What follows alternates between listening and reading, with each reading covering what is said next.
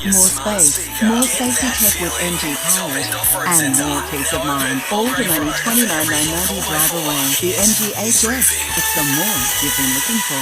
Hi, it's Flake here with your national briefing. Making news today, concerns around a new COVID strain hosed down by health officials and a reminder ahead of the world's greatest shave. Let's get into it. There's been a mix of nerves and excitement for parents and kids alike today as children return to classrooms. Twice weekly rapid antigen testing's underway for students in Victoria and New South Wales. South Australia will start sending kids back to class a little later this week. It's next week for students in Queensland and Tasmania.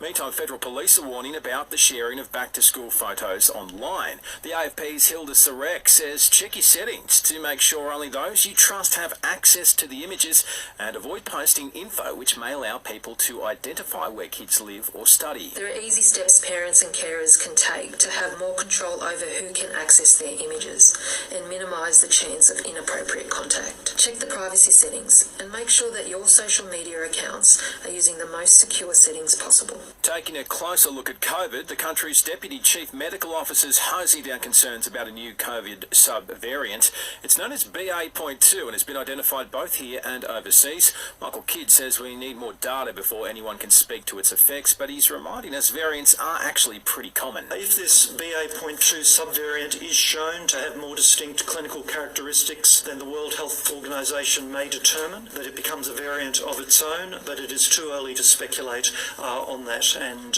we're not seeing indications of that at the moment. While an additional 4 million Australians are now eligible for a COVID booster after the wait time between the second and third dose was reduced from 4 months to 3, Health Minister Greg Hunt is urging everyone who can do so to roll up their sleeves. Australians have stepped forward, but there is still significant capacity. We know that there are approximately 18 million doses available, and we have the capacity to inoculate everybody who is eligible, and we would encourage people to come forward. There's been 44 COVID-related deaths across the country today. Some good news for those struggling following flooding in Cooper Pedy in South Australia. The first Defence Force flight with supplies, including food and other materials, is now on the way.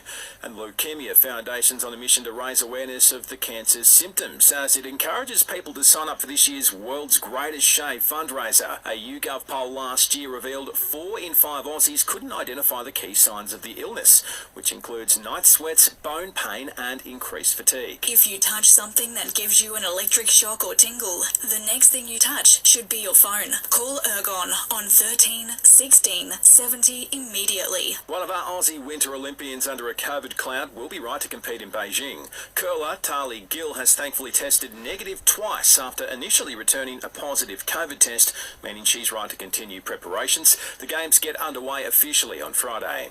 There's a growing push for more women's test cricket matches. Australia's played England just once this summer, that match ending in a tight draw. Coach Matthew Mott believes it's worth expanding the schedule. I think it was a great advertisement for the women's cricket and particularly test match cricket. I still think that the test matches are really good in this context, around the top teams playing it. Australia now turns its attention to its 3 one-dayers against England, which start on February 3. And the teams heading to this year's Super Bowl in the US have been decided. It's set to be the Bengals v the Rams this time around. The big game plays out February 14.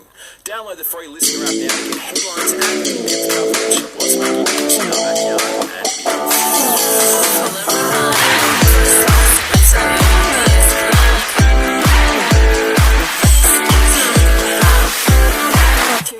and and a possible shower in Cairns for the rest of today, down to 23 degrees tonight, a shower or two tomorrow and 32.